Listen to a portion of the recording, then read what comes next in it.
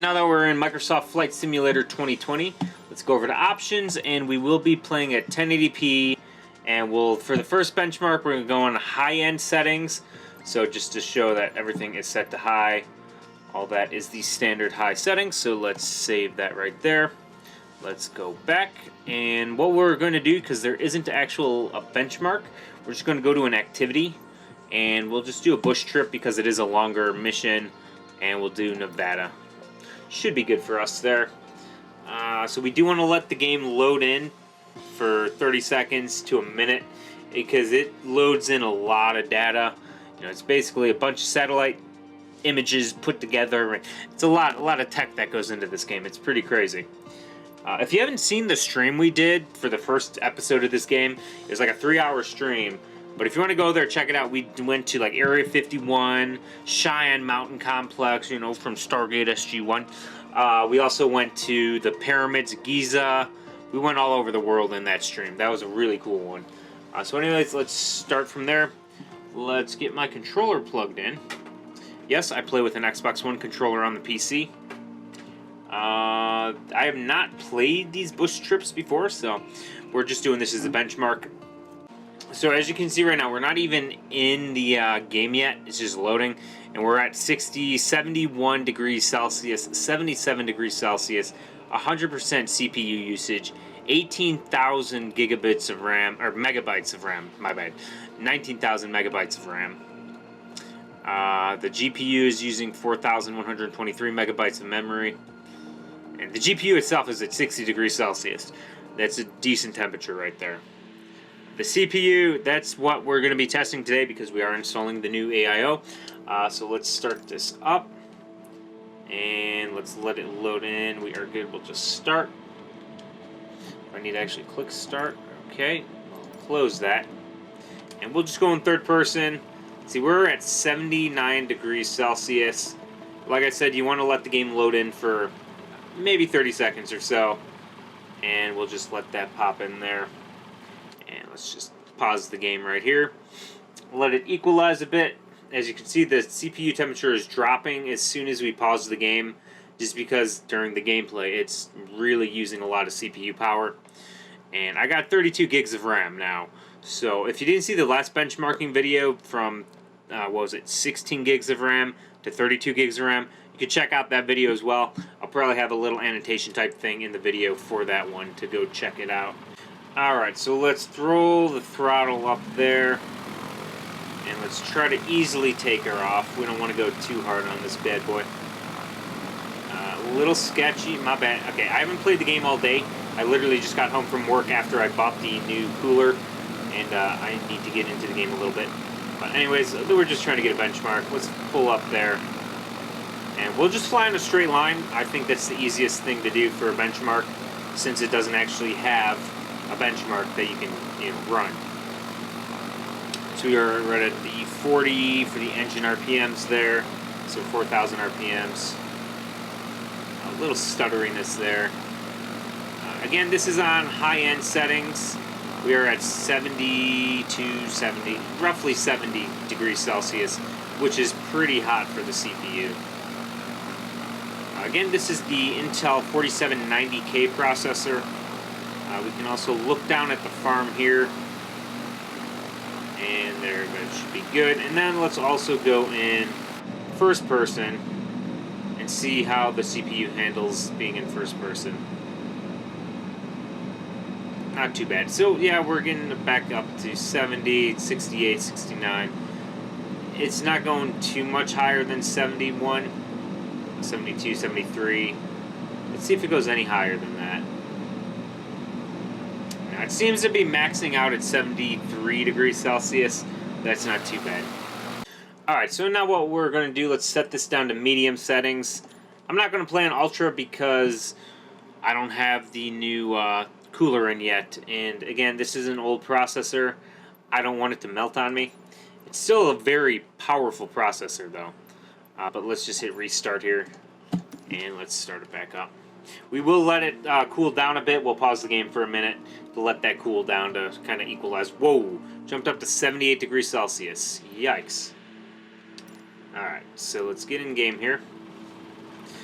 We will click start, and then again we want to let this basically pop in, render in first before we do anything. Alright, so then let's release the brakes and let's set it up to 40% throttle there. And then again we will just easily take her off then. Try and keep her steady on the runway until she starts taking off. Yeah, the plane likes to pull to one side or the other. This is how the trim is set up right now. And I need to figure out how to get that fine-tuned for taking off. There we go, we have liftoff. And again, looks like we're at 70 degrees Celsius, so running about the same temperature. Interesting. GPU's at 63 degrees, about 60% usage. Not too bad. And then we got the farm coming up. I don't actually know what altitude I was at before. It looks like it was about the same, so hopefully we're not too far off. But there we go. Let's look down at the farmhouse down there. I gotta say, this is a really awesome game. If you guys are thinking about playing it, even on low settings, just to fly around the world, anywhere in the world, is amazing. We can also go in first person. And we're coming up to 73 degrees still. Even at medium settings, the GPU, or CPU, is running fairly hot. And I did just replace the thermal paste on my, aftermarket cooler when I got my new RAM a few months back. So we will be installing that very soon. So that should be good. Let's end it here then. So just like in the previous benchmark video, we have the 3D Mark Time Spy score that we just pulled up here. And we just ran this, and I let the computer cool down for like 5 minutes. So in this one, we came up with a score of 8,417. Really what I'm looking for is the CPU score, which is 4,353. The temperature, here we go. So the processor, average temperature, 82 degrees Celsius. Pretty warm. So now we're going to swap in the new cooler. Alright boys, so we are back on the PC now. We are in Flight Simulator, and we will do the same test results. So we will do high-end first, apply high-end settings. Let's go back and go back there. Let's go to activities, bush trips, and Breckenridge to Mariposa. And we will just start from there. And already we can see the GPU is at 54 degrees Celsius. The CPU is at 67. Oh, 57, 62. It's jumping kind of all over the place, so we'll see how hot this gets up to. If it's lower than 70, I mean, I guess it's a win. Okay, I am really confused. Before we started on the ground, why is it starting us up in the air now? Okay, that changes the test results. Hold on. So, this is really annoying. It was supposed to be scientific, but of course the testing is all messed up. So anyways, we'll just see flying in high resolution or high settings. We're at 63, 64 degrees, running about 73% of the CPU, 17,000 megabytes of RAM. Let's see, 62 degrees, 70 degrees, 71 degrees. Yeah, we're getting some stuttering issues. Let's go down to medium settings, apply that. Let's go back and let's go back to there. Activities, bush trips, and then Nevada once again.